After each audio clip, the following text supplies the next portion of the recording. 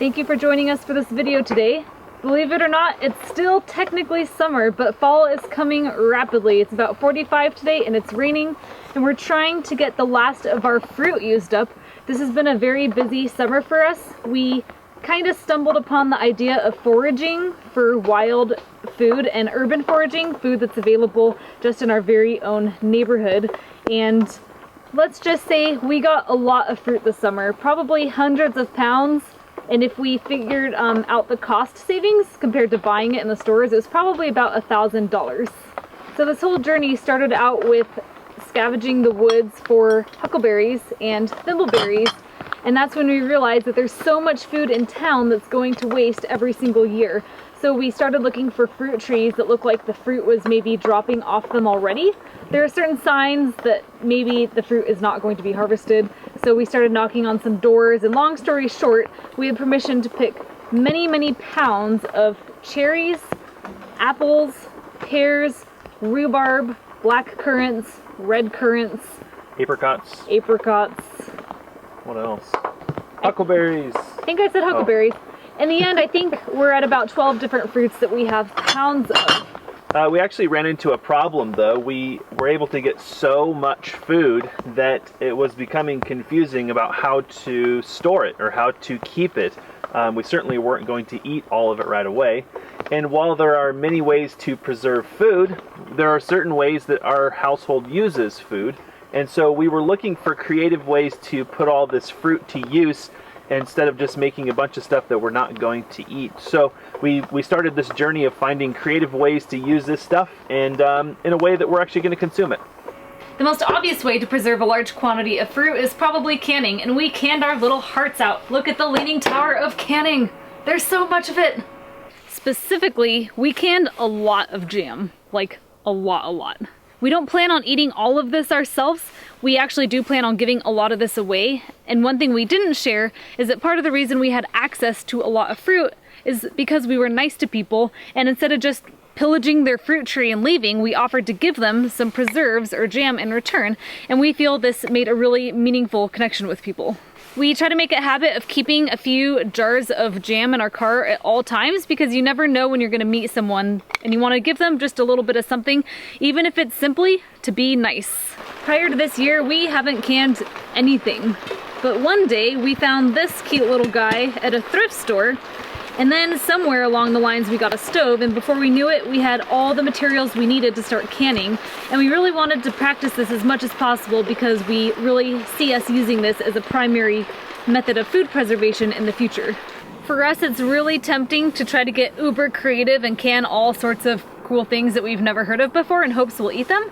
So out of that was born the cherry chutney, and we ended up not liking this at all. So it's cool because we have this sitting on our shelves, but it's kind of unfortunate because we'll probably have to end up giving it away to someone that does enjoy this particular taste. We also canned an apricot salsa. We were trying to find a more hearty way to enjoy our fruit, but the downside of this is that we had to go buy a bunch of vegetables to can our fruit that we got for free. So I don't know that we'll make a habit out of doing this, but it is nice to have some variety. Because we had so many huckleberries, we were looking for really creative ways to preserve this amazing fruit. And I have had mead before, which is nothing more than a honey wine, but I'm not a brewer and I don't know anything about brewing. I thought, how hard can it be? Can't be that difficult. And so I thought, you know what? We don't drink a lot of alcohol, but I guess maybe sometimes it'd be nice to have a little bit of a sip of something we brewed. Making your own alcohol, though, isn't free. So although we had this abundance of fruit, we didn't have everything else we needed to make the wine. So we did invest in a few assets to make it a good long-term strategy. So we found our local brew shop and we purchased a few carboys. They're made out of glass. We had to pick up these little airlocks and the corks. Everything was really affordable. The expensive part of this whole process, though, was the honey. You have to have really good honey to make good mead. Thankfully, we have a really good quality apiary nearby, and we can purchase their honey at the local farmer's market. So we picked up a big supply. There are a lot of other little things that you'll need to brew mead. Check with your local brew shop if you want to take this journey. They told us everything we needed. They gave it to us. It was really easy to come by. In the end, this is about 3 months in process, and boom, honey wine. When it came to bottling, we were stumped because we didn't have any bottles either. But we traded a little bit of jam for a lot of bottles. But how do you cap the bottles, you might ask? Fantastic question we had too. Turns out our local brew shop had this funny looking thing right here, and these funny looking things right here, that we can use to cap our bottles. Back to food preservation.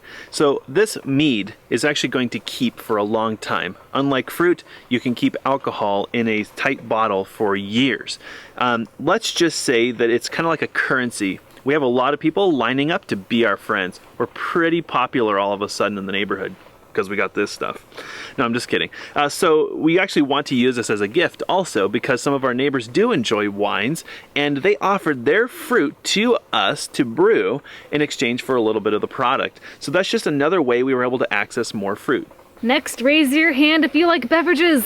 Me. Jesse and I love quality beverages, and aside from water, I'd say on a daily basis we like to drink something a little bit different. We love kombucha. We don't love paying $4 a bottle for it. So I did a little research and I discovered that I can make my own soda. How awesome is that? Oh, soda I do love. Drink it I will. Not only any soda, but it's a healthy soda. So with a lot of this excess fruit, we boiled it with water to get a really rich juice concentrate. We added a little bit of sugar. We added a little bit of lemon juice if necessary to get the pH up, and we canned it. So we have loads of juice ready to go and we can use it as we see fit. I'm sure you want to know how to make this on your own, but I'm not gonna tell you. Not in this video, at least for the sake of time, but I will link to how to do it in the blog post below this video. In a nutshell, you need to take a starter, which can be something called a ginger bug. This is one of our pets on the homestead. We don't really talk about it that much. Or you can take some whey, which is a milk byproduct. You add some of this or one of these to this juice. You put it in a bottle that's proven to enhance the flavor, and you let it sit for about 2 days where it builds up some carbonation. Don't put it in your RV. A moment of silence for the RV.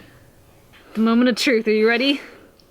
Bah! Ah, my eye! Oh, it's going everywhere! I didn't expect that was gonna happen. Keep rolling, don't cut, don't cut! I was gonna show you what it's supposed to look like. This is what happens when it's been fermenting too long. And what's shocking is I already put this in the refrigerator. It's been about 4 days, but in theory, the refrigeration should stop the fermenting process. This is why you don't put this in your RV, and if so, open it frequently to let the carbonation out. But it does taste good. And then we called upon my childhood memory for this stuff, ice cream. We used to make homemade ice cream when I was a kid, and I don't know if we made huckleberry or not, but I thought, you know what, that's a fantastic use for huckleberries. So we went to the store and got some fresh cream, rock salt, ice, and then we scored a little hand crank, right, for off-grid, right? Hand crank ice cream maker, and we went until our arm wouldn't move anymore. I think we made like 5 gallons of this stuff. And then we had a problem. We don't have a freezer. Uh-oh. We thought maybe if we ask nicely and then offer somebody huckleberry ice cream, we might get a freezer. We did! They kept all of our ice cream for us, and I think they only took a couple pints, so that was a pretty good score. We also have a freezer now, so we can keep more of this stuff. So Alyssa decided with her mom to make some elderberry ice cream. This is something that our household enjoys, and we thought, you know what? What better way to enjoy this fruit down the road than some good homemade ice cream? There's a chance that huckleberry ice cream can bring peace on earth. And if we ever give you some of this stuff, you're really special. Methods we didn't use to preserve fruit. First, dehydration. I know a lot of people love dehydrated fruit. Fruit leather, we don't dislike those things, but we really don't eat them. And for this time around, we really wanted to focus on dietary staples. That said, we did have the opportunity to make our own root beer this year, using primarily dried herbs. On one of our more recent hikes, we did stumble upon some juniper berries, and being the mad foraging woman that I am, naturally I had to pick as many as I could before we headed back down the hill. So while we don't dehydrate many of our fruits, we do plan on trying to dehydrate these for making our own root beer. No, we don't have a dehydrator. It takes a little bit too much power for us to handle right now, but there are methods of using the sun, so we might try our hand at that. Of course, there are many other ways to preserve food. We didn't get to them all this year, like making ciders and vinegars, and even pressure canning, something we haven't had a chance to do yet. But the fun thing is, that always leaves us something exciting to try next year. We can't use up all the fun in our first year. Yeah, but there's still time. You never know what might happen Don't tomorrow. put anything past us. Stay tuned.